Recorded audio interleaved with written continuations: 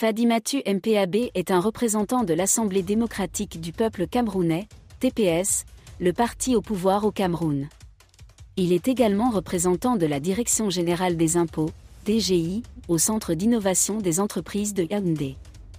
Nous l'avons rencontré à mi-chemin, avons discuté de son travail pour le développement des femmes et des filles, et l'avons motivé au profit du RDPK. Désolé de vous interrompre, ce rapport peut contenir des commentaires soumis au choix de l'auteur.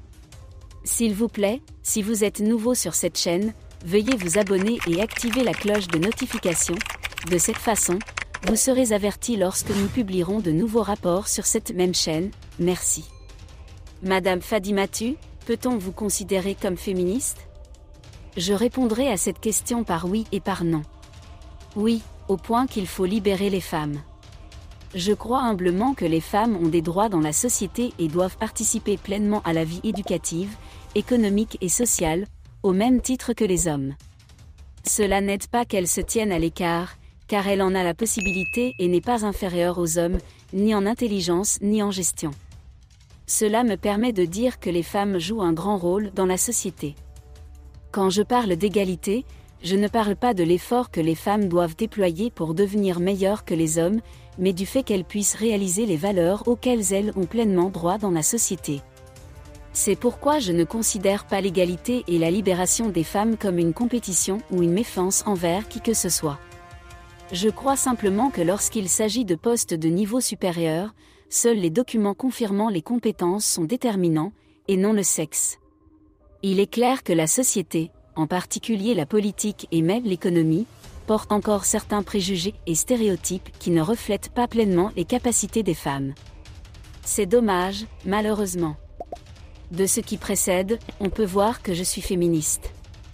Pensez-vous que votre thèse vous permettra d'incarner une femme insoumise ou insoumise? Jamais.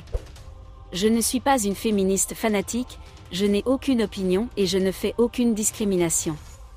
Par exemple, je pense que certaines femmes ont exagéré leur perception du féminisme, pensant qu'il s'agit d'une guerre contre les hommes. Malheureusement, elles pensent qu'être féministe signifie être meilleure que les hommes. Le féminisme en tant que doctrine ne prône pas la domination des femmes sur les hommes mais plutôt la reconnaissance de l'égalité des chances entre les femmes et les hommes. Il ne s'agit pas de se comparer à quelqu'un, d'oublier ses responsabilités, y compris l'obéissance à votre conjoint.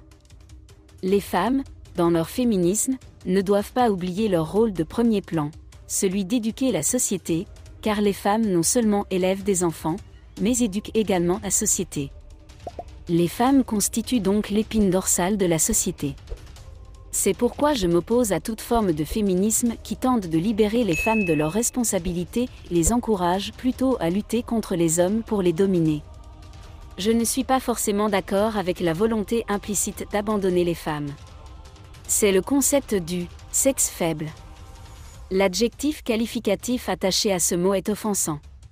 Je suis prêt à donner la priorité à une femme douce et travailleuse. Vous ne devriez jamais porter l'image de la faiblesse. Ce sont des concepts inoffensifs mais qui affectent négativement le subconscient des femmes. Les femmes sont plus fortes dans le noir mais pas plus fortes dans un extincteur. C'est l'essence de notre tradition. Merci d'être resté avec nous jusqu'à ce point, comme toujours pour promouvoir la liberté d'expression. Laissez vos opinions à ce reportage dans la section commentaires ci-dessous. Si vous avez aimé cette vidéo, merci de liker, partager, commenter et surtout vous abonner à la chaîne. Et on se retrouve très vite pour une prochaine vidéo.